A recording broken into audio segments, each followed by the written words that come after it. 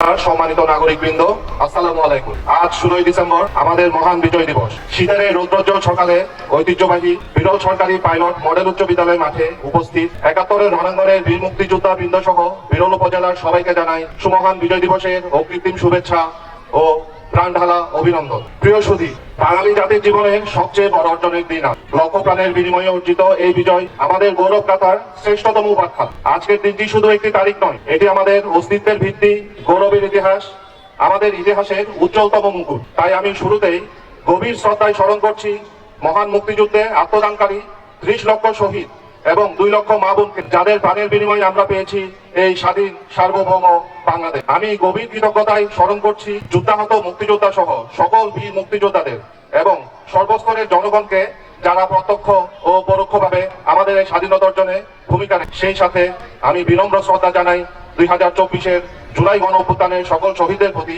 যাদের আত্মত্যাগের বিনিময়ে আমরা স্বপ্ন দেখছি বৈষম্যহীন নতুন এক বাংলাদেশে। সম্মানিত বীর মুক্তিযোদ্ধাবৃন্দ, ৭১-এ বাঙালি জাতির চরম সেই ক্রান্তি লগ্নে আপনারাই আবির্ভূত হয়েছিলেন জাতির ত্রাণকর্তা। আপনারাই জাতির শ্রেষ্ঠ সন্তান, আপনারাই জাতির সূর্য সন্তান। আপনাদের কাছে এই জাতির অনেক ঋণ। আপনাদের অকুতোভয় মনোভাব, দুর্বার সাহস যুগে যুগে আমাদের প্রেরণা জুগিয়েছে, আমাদের অন্যায়ের কাছে মাথা নত না করার দীক্ষা দিয়ে বিজয়ের এই মহান দিনে তাই আপনাদের জানাই সশ্রদ্ধ সালাম। আপনাদের এই ঋণ কখনো শোধ হবার নয়।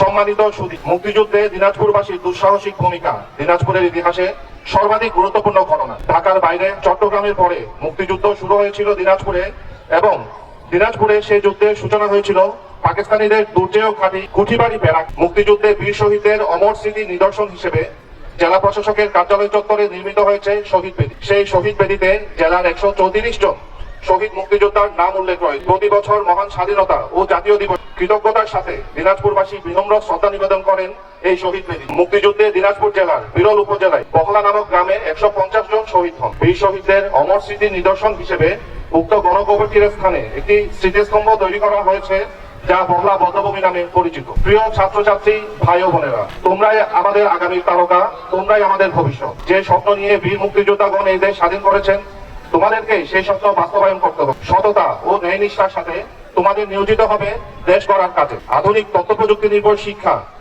দেশপ্রেম ও যোগ্যতার সমন্বয়ে সুনাগরিক হবার পাশাপাশি তোমাদের নিজেদেরকে গড়ে তুলতে হবে বিশ্ব নাগরিক হিসেবে। প্রযুক্তি, শিক্ষা ও উদ্ভাবনের মাধ্যমে দেশকে এগিয়ে নিয়ে যেতে হবে।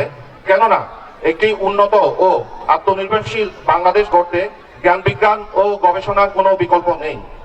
দেশপ্রেমের চেতনায় উদ্বুদ্ধ হয়ে যদি তোমরা নিজ নিজ ক্ষেত্রে উৎকর্ষতা অর্জন করতে পারো, কেবলমাত্র তবেই আমরা মর্যাদাশীল জাতি হিসেবে বিশ্বের দরবারে মাথা উঁচু করে দাঁড়াতে সক্ষম হব। প্রিয় সুধী, বিজয় মানে শুধু একটি ভূখণ্ডের বিজয় নয়, এটি একটি জাতির আত্মপরিচয়ের প্রতি। আমাদের বিজয় এসেছে অপরিসীম ত্যাগের বিনিময়, তাই এর মূল্য রক্ষা করা আমাদের পবিত্র দায়িত্ব। বিজয়ের এই শুভক্ষণে আমরা প্রত্যাশা করি বাংলাদেশ হবে একটি উন্নত, সমৃদ্ধ ও মানবিক রাষ্ট্র, যেখানে কোনো সন্ত্রাস, মাদক, দুর্নীতি ও সাম্প্রদায়িকতার কোনো ঠাঁই নেই। আগামী প্রজন্মের জন্য একটি সুখী, সমৃদ্ধ ও উন্নত বাংলাদেশ রেখে যাব বিজয়ের দিনে, এই হোক আমাদের অঙ্গীকার।